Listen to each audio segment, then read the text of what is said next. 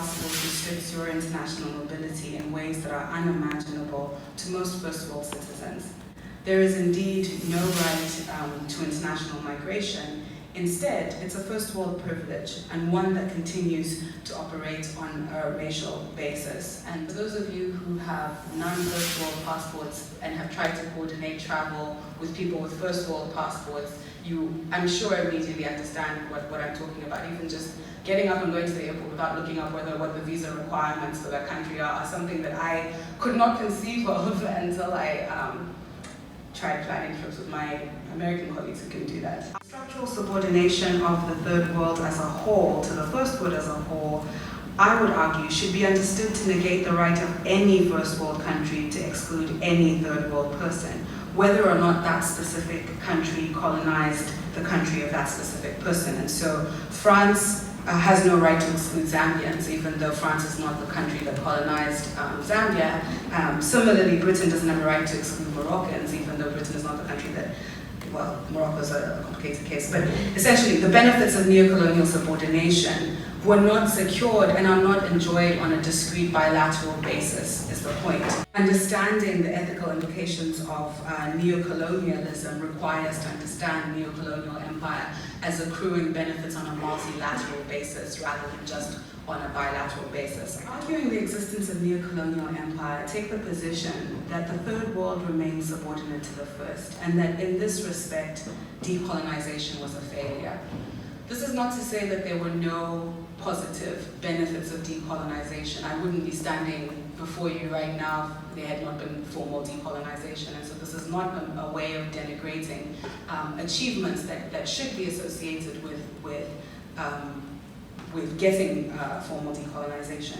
But to the extent that decolonization was supposed to be about achieving independence for the third world, I would say that it was a failure, and this is the point of the neocolonial critique. Insofar as true decolonization remains elusive, right, so to the extent that we are a neocolonial empire, I argue that under these circumstances, economic migration from the third to the first world should be understood as decolonial, a form of political agency, an attempt by the third world migrant to assert individual autonomy over her relationship to the collective vehicles of self-determination that shaped her lived experience in relation to structural subordination. It's important to note that Europe, like much of the first world, is powered by an economic system that is predicated on labor migration, and arguably even unauthorized labor migration. Right? And so Southern European nations such as Italy and Spain rely on unauthorized labor migration that sees Africans and others working under exploitative, atrocious conditions, doing jobs that Europeans will not. But rather than provide legal pathways for this type of migration, European nations, with the support of African governments, their response has been to double down on the securitization of European borders and even of African borders to keep migrants out. In the context of passports, visa regimes, border externalization and securitization policies that again in effect privilege first world international mobility, the reality is that the mortal cost of international mobility is largely a non-white problem. And so I'm working on a different paper that talks about how when there was criticism and outcry of the death of those 26 Nigerian girls, even from the human rights community, there was no racial equality critique of what was happening, right? So there's this way in which we look at who's dying and we think it just happens to be that those people were black or non-white, but some of the racial designation.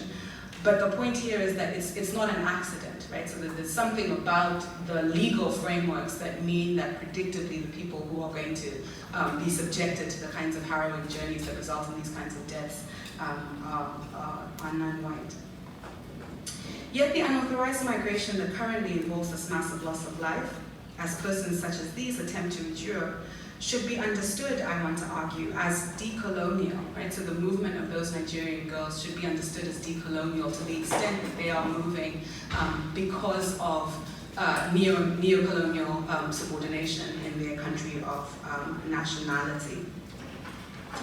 And as a result, that migration should be treated as politically and legally valid, which it is not today. And so, as I was saying earlier, I think that this kind of migration is decolonial in the sense that it represents an individual means of alleviating structural inequality. This is different and admittedly somewhat unambitious in terms of the conception of decolonization, in part, perhaps, because of its focus on individual action rather than political collectives, even though I think this is a worthwhile line to pursue, thinking about what decolonization means at the individual level and not just at the collective. What I've argued for is by no means an ideal theory of decolonization, but one that recognizes individual assertions of an equal right to self-determine. It understands decolonization under current conditions to be about pursuing more equitable and just forms of interconnection, rather than being about independence as a result of, again, neo-colonial empire. So today, the right to exclude as a sovereign entitlement means that European and African nation states collaborate to contain Africans in Africa. And it's difficult to challenge that project of regional containment because it's argued in a discourse of nation-state sovereignty that gives each country this unilateral right to exclude in those ways. From the perspective of neo-colonial interconnection, this containment is revealed as an intervention that reinforces the subordinate political and economic status of marginal third world citizens who have just as much claim to the international mobility and migration and even first world membership that their first world peers enjoy, or this is at least my arguments.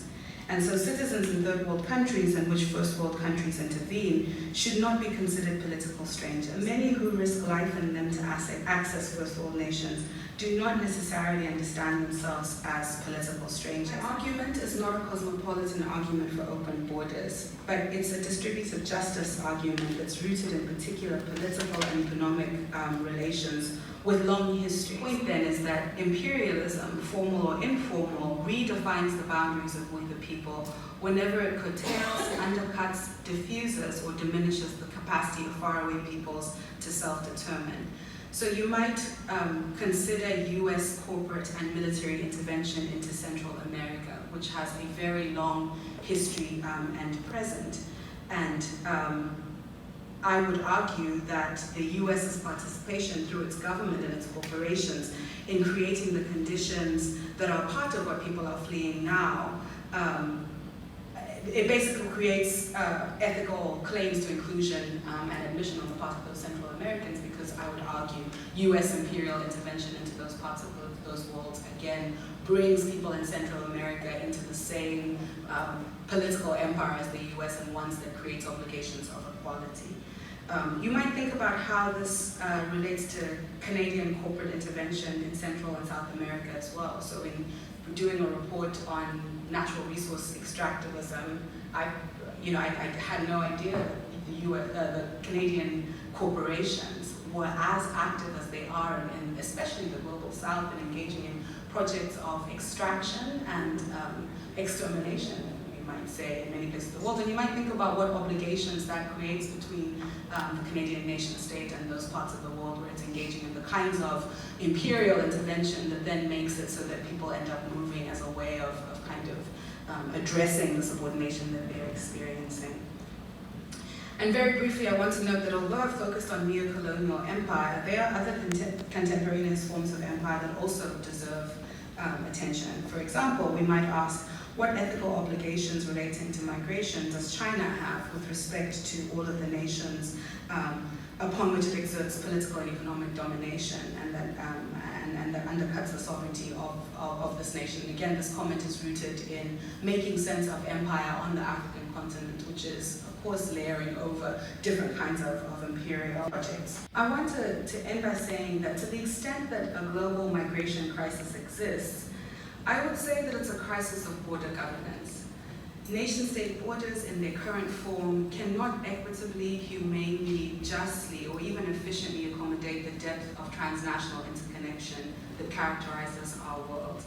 In my view, our global migration crisis is one of a fundamental mismatch between legal and policy frameworks predicated on a dangerous fiction of the independence and autonomy of all nations in the international order on the one hand, and a world of deep interconnection that can no longer be served by this fiction to the extent that it ever was. So thank you very much for your